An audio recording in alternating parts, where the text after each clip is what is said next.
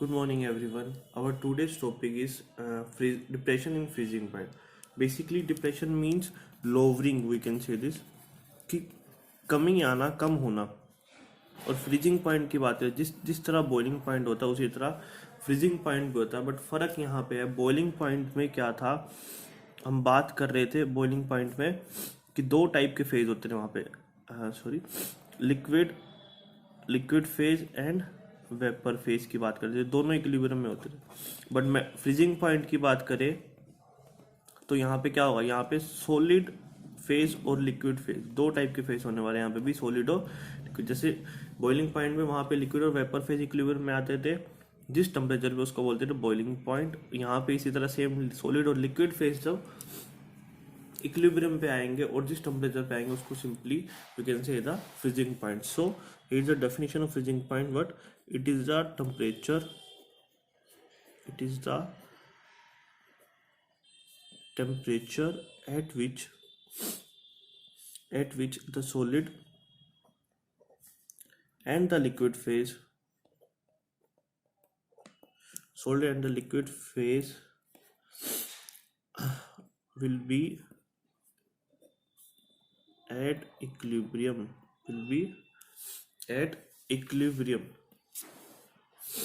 so will be at equilibrium. so इसका मतलब क्या है कि या हम कह सकते हैं कि vapour pressure of liquid become equal to vapour pressure of solid.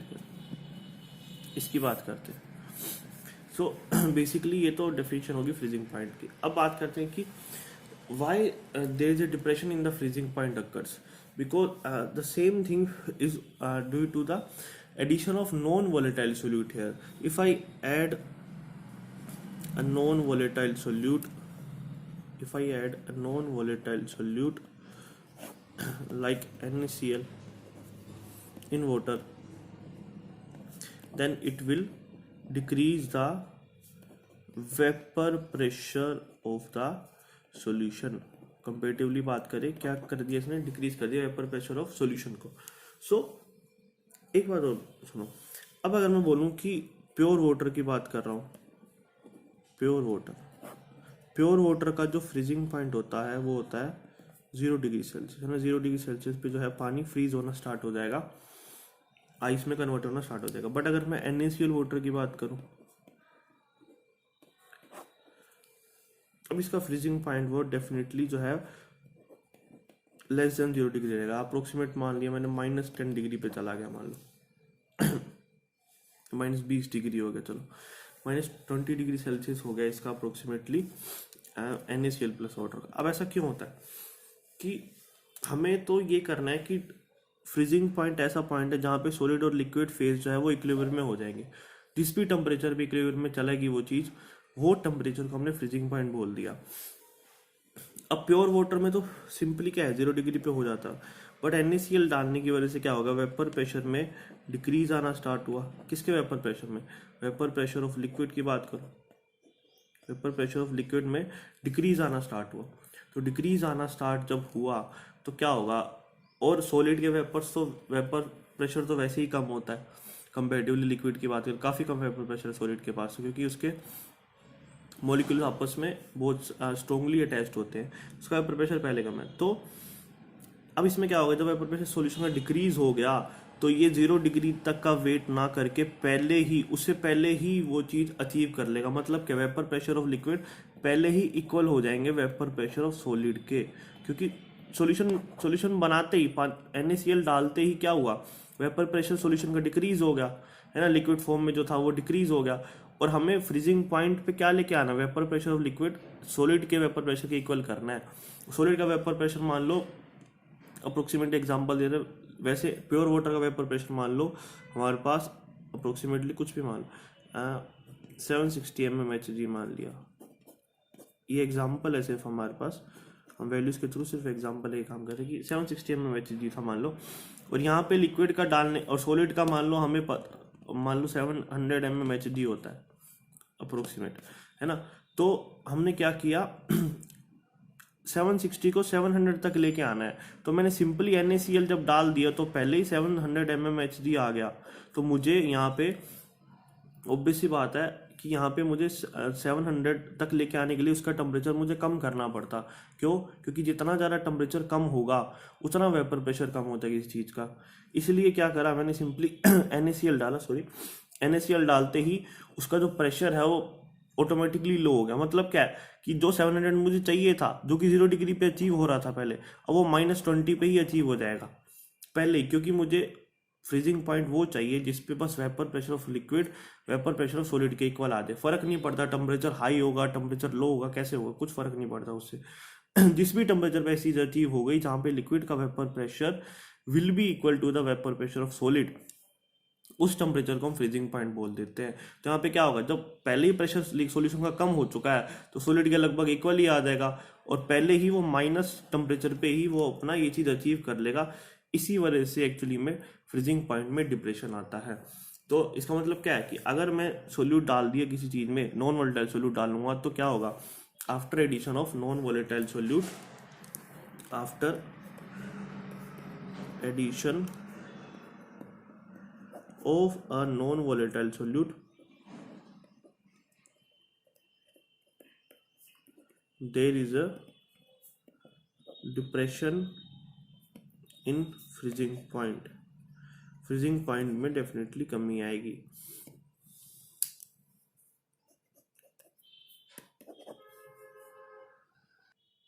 सो इस चीज़ का बेसिकली डेली लाइफ यूज क्या है? अगर मैं आपको बोलूँ किसी चीज़ को मैंने तो इसका डेली लाइफ यूज क्या है, किसी चीज़ को अगर मैंने जल्दी ही लिक्विड फॉर्म में कन्वर्ट करवा के रखना हो। अगर मैं आपको बोलूँ कि जैसे अगर हम मान लेते कि हम शिमला में काफ़ी बर्फ़ गिरती है, हमें पता है, मान लो वहाँ का टेम्परेचर है 10 डिग्री सेल्सियस, वहाँ का टेम्परेचर है 10 डिग्री सेल्सियस। अभी मुझे पता है कि सॉरी -10 डिग्री सेल्सियस है, -10 डिग्री सेल्सियस। अभी मुझे पता है कि अगर वहाँ पे रेन हुई, रेन होने के बाद क्या होगा, जो स्ट्रीट्स पे वहाँ पे पानी भर जाएगा। स्ट्रीट्स पे जो बेसिकली पानी होगा that will convert into the that water will convert into the ice form. किस टेम्परेचर पे आइस बन जाएगा? हमको पता है 0 डिग्री सेल्सियस होता है पानी का फ्रीजिंग पॉइंट। तो वो 0 डिग्री उसको चाहिए सिर्फ आइस बनने के लिए, बट हमारे पास -10 डिग्री है, तो ये 0 पे ही हो जाएगा। -10 तो और भी कम है इससे।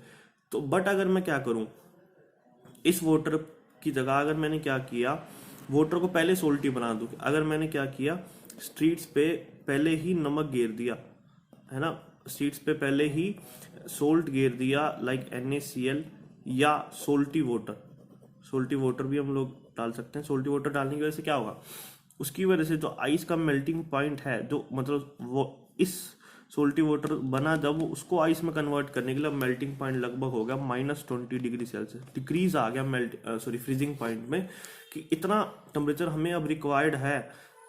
किसको? जो स्ट्रीट्स पे वाटर पड़ा है जो कि सोल्टी हो चुका, उसको आइस में कन्वर्ट करने के लिए। उसकी वजह से क्या होगा, हमारे पास शिमला में टेम्परेचर -10 डिग्री, बट हमें चाहिए कितना, -20 डिग्री। सो वो कभी आइस में कन्वर्ट होगा ही नहीं। उसकी वजह से क्या होने वाला, बेसिकली जितनी भी स्ट्रीट्स है वो आइस फ्री रहेगी। हमको जरूरत नहीं है बार बार फिर मशीनरीज यूज करने की या मैन पावर यूज करने की उसको आइस को हटाने के लिए।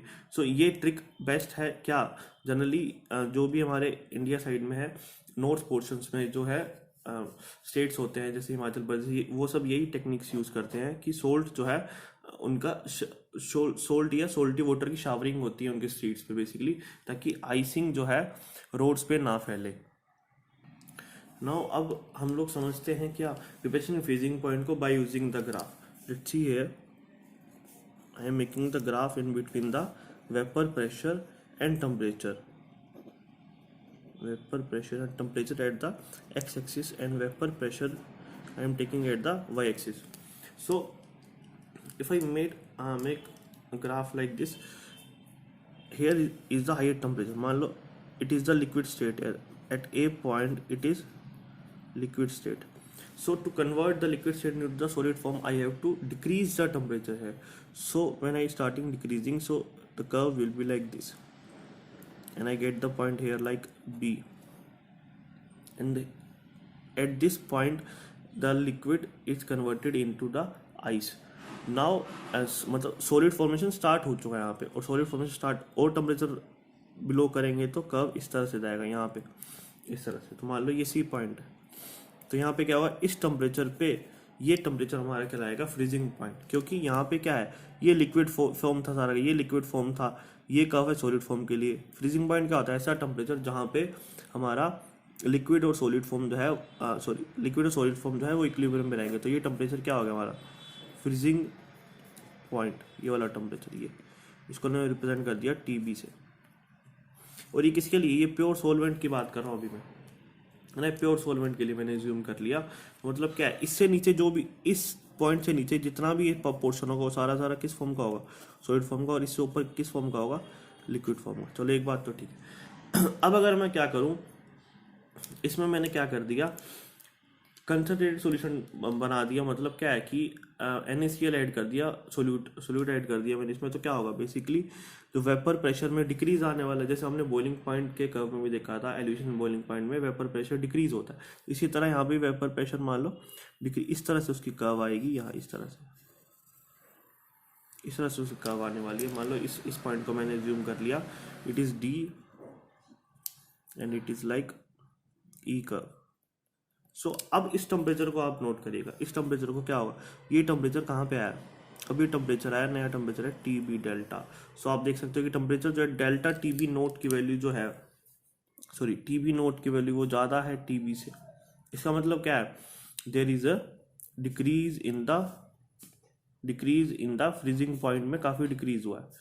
क्यों, क्योंकि हमने सिंपली सोल्यूट का एडिशन किया था यहाँ पे, फ्रीजिंग पॉइंट में डिक्रीज आया क्योंकि हमने एडिशन ऑफ सोल्यूट किया था यहाँ पे। सो ये डिफरेंस को हम बोलते हैं डेल्टा TB।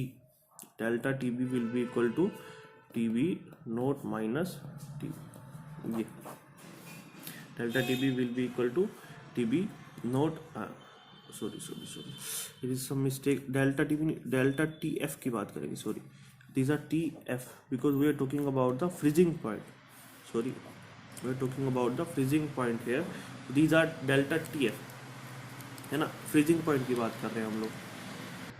यहाँ पे नोट करने वाली बात क्या है कि जो सॉलिड फॉर्मेशन हो रही थी पहले प्योर सॉल्वेंट की, वो यहीं पे हो रही थी, यहाँ पे हाई टेम्परेचर, बट ये क्या ग्राफ नीचे गया और काफ़ी टाइम के बाद वो सॉलिड फॉर्मेशन करी उसने, है ना। ग्राफ से आप लोग देख सकते हो कि काफ़ी टाइम बाद सॉलिड फॉर्मेशन हुई, क्योंकि फ्रीजिंग पॉइंट में डिक्रीज आ गया हमारे पास, तो टेम्परेचर उसको और कम चाहिए होगा, और धीरे धीरे हमारे पास इतना टेम्परेचर नहीं है, उसको एकदम से सडन इतना डिक्रीज नहीं किया हमने टेम्परेचर, तो उसको टाइम लगेगा थोड़ा सॉलिड फॉर्मेशन करने में। तो अगर मैं आपको बोलूँ कि अगर मैंने NaCl डाला था वाटर में, NaCl क्या करेगा, सबसे पहले Na पॉजिटिव आयंस और Cl नेगेटिव आयंस में ब्रेक हो जाएगा, है ना। और उसके बाद जो पानी के मॉलिक्यूल सिंपली उसको सराउंड करने वाले हैं, पानी के मॉलिक्यूल्स क्या करेंगे, उसको सराउंड करेंगे।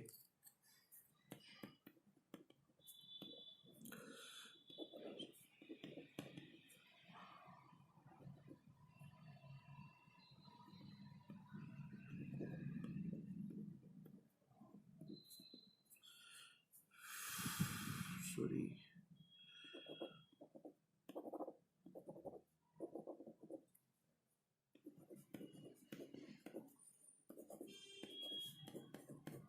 पानी के मॉलिक्यूल्स क्या करेंगे, इसको सराउंड करने वाले हैं इस तरह से। क्यों, क्योंकि इनके बीच में अब क्या होने वाला है, आयन डायपोल इंट्रैक्शन होने वाली है इनके बीच में, आयन डायपोल इंट्रैक्शन। इसकी यहाँ पे डेल्टा नेगेटिव चार्ज होगा, यहाँ पे डेल्टा पॉजिटिव चार्ज है, यहाँ पे डेल्टा पॉजिटिव चार्ज, तो ये सिंपली अट्रैक्शन शो करेंगे यहाँ पे, डेल्टा पॉजिटिव डेल्टा नेगेटिव, इस तरह यहाँ पे भी, यहाँ पे सारे डेल्टा नेगेटिव चार्ज, तो सराउंड हो जाएंगे। अब पहले क्या था, बेसिकली पहले वाटर के मॉलिक्यूल्स आपस में जब लिक्विड फॉर्म में थे तो थोड़े दूर दूर थे, बट क्या हुआ जब आइस में उन्हें कन्वर्ट करना था तो क्या करना पड़ता, उसको मॉलिक्यूल्स को आपस में पास लेके आना पड़ता। तो मान लो लिक्विड फॉर्म ये है, वाटर मॉलिक्यूल्स अगर बात लिक्विड फॉर्म ये है, सॉलिड फॉर्म में क्या कम्पैक्ट स्ट्रक्चर होता उनका, काफ़ी ज़्यादा स्ट्रॉन्ग बॉन्डिंग होती, तो उनको पास लाना पड़ता। बट क्या हुआ, वो डालने के बाद ये मान लो लिक्विड स्टेट है, और सॉलिड में क्या होता है, वो काफ़ी पास आ जाते हैं। बट एक्चुअली में क्या हुआ हमारे पास हुआ ये कि NaCl डालने की वजह से ये तो जो सॉलिड फॉर्मेशन में कन्वर्ट करना था, बॉन्डिंग इनकी स्ट्रॉन्ग करनी थी हमें बहुत ज़्यादा, वो नहीं हो पाई। रीजन बीइंग NaCl डालने की वजह से पानी उसको सराउंड करने लगा due to ion dipole interaction की वजह से। तो उसको सराउंड करेगा तो अपनी बॉन्डिंग में बिजी नहीं रहेगा, वो इसकी बॉन्डिंग में बिजी हो गया।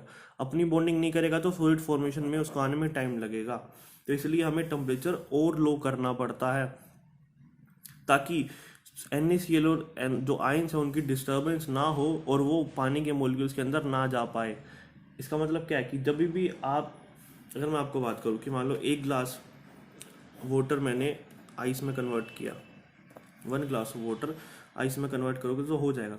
बट अगर मैं जल्दी 0 डिग्री सेल्सियस पे हो जाएगा। बट अगर मैं बात करूँ NaCl अगर इसमें डाल दिया मैंने, अगर मैंने इसमें NaCl डाल दिया तो क्या होने वाला है? NaCl डालने के बाद क्या होगा? NaCl अगर सोल्यूट डाला तो जो भी वाटर होगा वो डेफिनेटली आइस में नहीं आने वाला। It will not be in the ice. मतलब ऐसा नहीं है कि वो सोल्टी आइस बन जाएगा, ऐसा कुछ नहीं होता ना। ऐसी चीज़ नहीं एग्जिस्ट करती कि आइस आप जमाओगे नमक वाले पानी से तो वो आइस का टेस्ट सोल्टी होगा, ऐसा नहीं होगा। ये NaCl कभी भी आइस में नहीं आएगा, क्योंकि प्योर सोलवेंट जल्दी कन्वर्ट होता है आइस में, तो वो खुद कन्वर्ट होने लग जाएगा पहले आइस में। वो खुद कन्वर्ट होगा पहले आइस में। अगर नमक वाला पानी लिया तो उसको बहुत टाइम लगने वाला है, तो नमक अलग थोड़ा सा रह जाएगा और आइस जो है वही मेल्ट होने वाली है बेसिकली।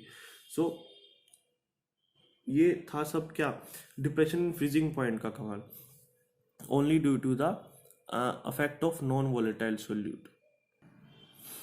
सो इसमें क्या है बेसिकली NaCl ना तो वो वेपर फेज में रहने वाला है ना तो वो सॉलिड फेज में रहने। NaCl हमेशा लिक्विड फेज में ही रहना पसंद करेगा। इसका मतलब क्या है, या तो जो आइस की लेयर होती है, आइस की लेयर जो अपर लेयर होती है उसमें हमेशा एक लिक्विड फॉर्मेशन रहती है, तो या तो NaCl उसमें चला जाएगा, नहीं तो जहाँ पे NaCl पड़ा है वहाँ पे आइस मेल्ट ही नहीं होने वाली है। बेसिकली बात ही है। और so now if I take more concentrated solution, then the graph will definitely below this. Now, as we have seen in the case of elevation in boiling point, the vapor pressure decrease, so this line can be for the more concentrated solution here, and this is for the less concentrated solution. So now let's see the formula or basic derivation of the depression in freezing point. So as we have already seen in case of elevation in boiling point, the same derivation is here also. The only change in the symbol of delta TB will become here delta TF, and molality is the same, and KB becomes KF here. The derivation is same as that of the elevation in boiling point. So the formula will become here, the delta TF will be equal to KFM, where this is the molar.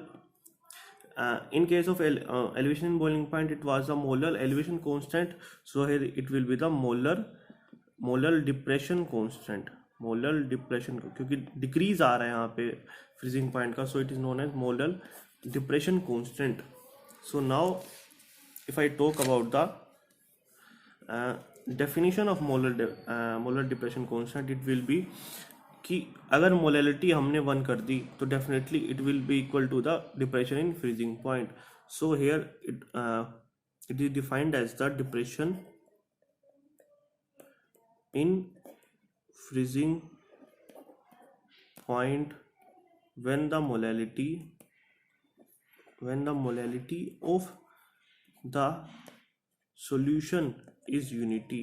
Molality जब unity हो जाएगी तब जब m की value 1 होगी, इसका मतलब, और m की वैल्यू कब 1 कब possible, that is when the number of moles of solute dissolved, when 1 mole of solute आएगा, when 1 mole of solute dissolved in 1 kilogram of the solvent, 1 kilogram of the solvent, then molarity will be 1। और इसकी ऐसे unit क्या होने वाली है, जिस तरह से ऐसे यूनिट थी केबी की, सिमिलरली इसकी भी वही होने वाली, केल्विन किलोग्राम पर मोल, केल्विन किलोग्राम पर मोल, इसकी ऐसे यूनिट भी वही होने वाली है, same to same. So basically ये इसका मेजर जो न्यूमेरिकल फॉर्मूला है वो ये है, delta T F will be equal to K F into molality. Now molar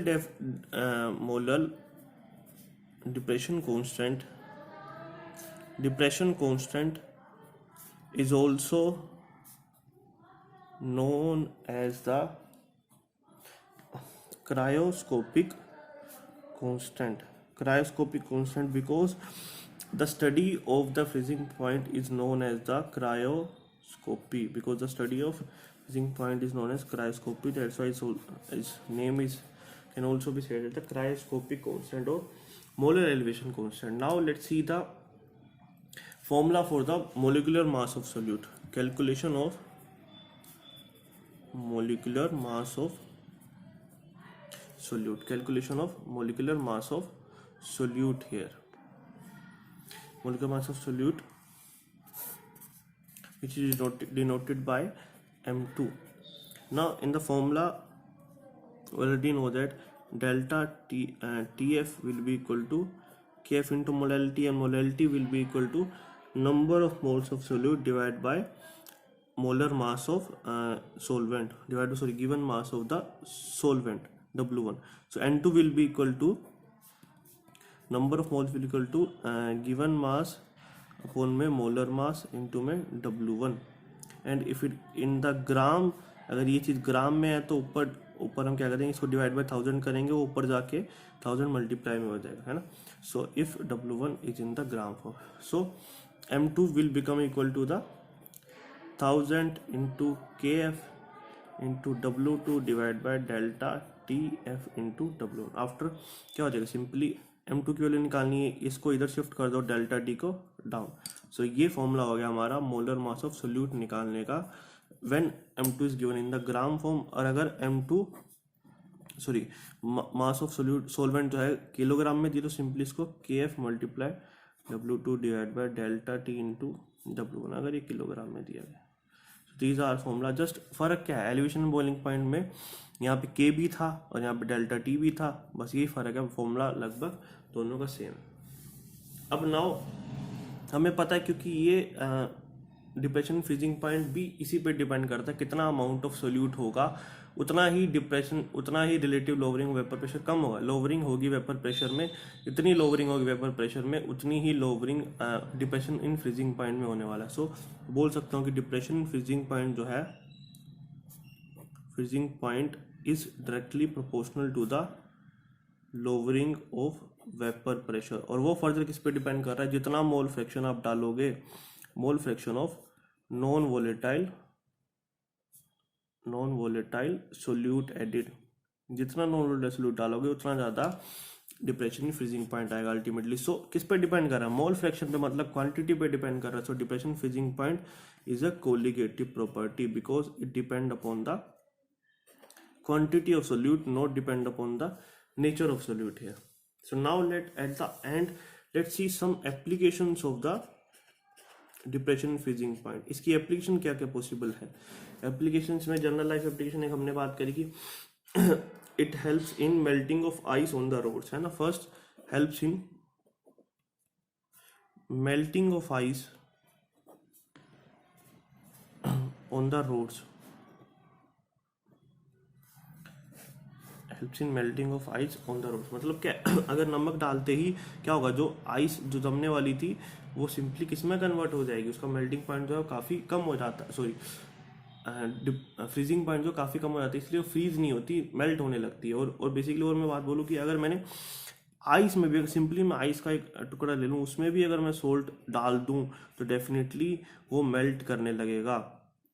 आप ये लोग एक्टिविटी करके भी दे सकते हो अपने घर पे कि सिंपली आइस के ऊपर आप लोग अगर सोल्ट डाल देते हो तो डेफिनेटली उसकी मेल्टिंग स्टार्ट हो जाती है, क्योंकि सोल्ट जो है लिक्विड फॉर्म में कन्वर्ट करने लगेगा उसका, क्योंकि फ्रीजिंग पॉइंट को कम करने लगेगा। वो 0 डिग्री पे आइस बन चुकी थी, अब फ्रीजिंग पॉइंट उसका कम होने लगेगा, उसको -20 डिग्री चाहिए कम से कम आइस में कन्वर्ट होने के लिए, बट -20 हमारे पास नहीं होगा तो डेफिनेटली वो मेल्ट होने लगेगी फिर से। तो ये काफ़ी अच्छी एप्लीकेशन है। और कई बार NaCl भी क्योंकि हार्मफुल हो जाता है, कई बार NaCl क्या होता है, NaCl जब आप लोग डालते हो है ना, बेसिकली NaCl डालने में क्या है, Na पॉजिटिव आयन में कन्वर्ट होगा, Cl नेगेटिव आयन में कन्वर्ट होगा, उसके बाद पानी जो है बह के साइड में रोड्स के साइड में चला जाएगा, वहाँ पे खेत हो सकते हैं बेसिकली। तो वहाँ पे क्लोराइड आयन जो है काफ़ी हार्मफुल अफेक्ट क्रिएट करता है, काफ़ी हार्मफुल होता है कंपेरेटिवली। Na पॉजिटिव आयन इतना नहीं होगा, तो इसके कुछ डिसएडवांटेज भी है इसी तरह से। सो कई बार हमको ज़्यादा स्ट्रॉन्ग, अगर मान लो ज़्यादा -20 डिग्री से भी हमें जब NaCl वाटर डालेगा तो जनरली उसका -21 डिग्री पे जाके छोड़ देता है फ्रीजिंग पॉइंट, जनरली 0 डिग्री से -21 पे कन्वर्ट करेगा। बट अगर हम ऐसी जगह पे इसको यूज़ करना चाहते हैं ना कि ऑलरेडी टेम्परेचर -40 डिग्री है, -30 डिग्री है, तो उस केस में हम यूज़ करते हैं CaCl2 कैल्शियम क्लोराइड, जो कि डिप्रेशन में फ्रीजिंग पॉइंट क्रिएट करके कर देता है -55 डिग्री सेल्सियस, -55 डिग्री सेल्सियस पे उसका फ्रीजिंग पॉइंट लेके आएगा। और इससे भी अगर हमको और ज़्यादा स्ट्रॉन्ग यूज़ करना है तो हम यूज़ कर सकते हैं पोटाशियम एसीटेट, जो कि KCH3COO2, ये डिप्रेशन में फ्रीजिंग पॉइंट करके वाटर का ले आता है -75 डिग्री सेल्सियस। मतलब उस टाइम अगर लेड एसीटेट वाले पानी को अगर आप लोग फ्रीज करना चाहो तो उसके लिए आपको -75 डिग्री सेल्सियस टेम्परेचर चाहिए होगा। सो ये कुछ सोल्ट्स हैं जो यूज़ कर सकते हैं आप लोग, किसके लिए, ताकि आइस की मेल्टिंग हो जाए जल्दी से। तो अगर मैं बोलूँ कि लेड एसीटेट वाला है वो, तो अगर -75 इसको नहीं मिला तो कभी मेल्ट ही नहीं होगा, हमेशा लिक्विड फॉर्म में ही रहेगा। एक तो ये बात। सो कंपेरेटिवली हम लोग लेड एसीटेट भी यूज़ कर सकते हैं क्योंकि क्लोराइड आयन के कंपेरिजन में थोड़ा सा लेस हार्मफुल है, बट ये भी बेसिकली केमिकल है तो हार्मफुल तो रहता है। तो इसलिए कई बार लोग सैंड यूज़ करते हैं, कई बार मिट्टी डालने से भी आइस की मेल्टिंग होनी स्टार्ट हो जाती है, वो भी एक टाइप के नॉन वोलेटाइल सॉल्यूट की तरह एक्ट कर सकता है। तो हम लोग कई बार मिट्टी भी डाल देते हैं, अगर रोड पे वो सस्ती भी होती है ना, मिट्टी डाल देंगे तो कंपेरेटिवली थोड़ा सा लेस हार्मफुल इफेक्ट पड़ेगा उस पर। Now if I talk about second application here, what is the second application is in making antifreeze solutions. Antifreeze solution बनाने के लिए या बोलो कि कूलेंट सॉल्यूशन, ताकि एंटी फ्रीज मतलब अगर एंटी फ्रीज आपके यूज होता है कार्स में, basically in the engine of the car, वहाँ पे ये चीज़ें यूज़ करी जाती। क्यों, कई बार क्या होता है कि ठंड में अगर आप अपनी गाड़ी को ले जाते तो अंदर जो बेसिकली लिक्विड होता है तो वो फ्रीज होने लगता है, तो कूलिंग सिस्टम गाड़ी का ठप पड़ जाएगा अगर वो सच में वहाँ पे जाके फ्रीज हो गया। तो कूलिंग सिस्टम में जो कूलेंट यूज़ होता है उसको फ्रीज ना हो, ताकि वो, इसलिए हम वहाँ पे उसके रेडिएटर में जो है हम क्या करते हैं, रेडिएटर में उसके हम एंटी फ्रीज डालते हैं। एंटी फ्रीज जनरली जो यूज़ होता है वो है इथाइलिन ग्लाइकोल, जनरली जो यूज़ होता है हमारे कार्स में इथाइलिन ग्लाइकोल प्लस वाटर, इसका मिक्सचर जो है वो एज अ एंटी फ्रीज काम करता है, क्योंकि इसका ये फ्रीजिंग पॉइंट को डिक्रीज कर देता है। फ्रीजिंग पॉइंट डिक्रीज करेगा तो ईजिली जो है हमारे जो कूलेंट है वो फ्रीज नहीं होगा, वो लिक्विड स्टेट में ही रहेगा और गाड़ी जो है वर्किंग कंडीशन में ही रहेगी तब। सो जो अंदर का कूलेंट है, जो पानी है, वो फ्रीज नहीं करेगा इजिली 0 डिग्री सेल्सियस पे। तो ये कुछ एप्लीकेशंस है जनरल लाइफ। और last at the end I am about to end this session now. At the end let's have some assignment for you, like a question की why sea water does not freeze at 0 degree Celsius. सो आप लोगों की ये question है, ये try करना एक बार घर पे जरूर। This is up for today, thank you so much everyone.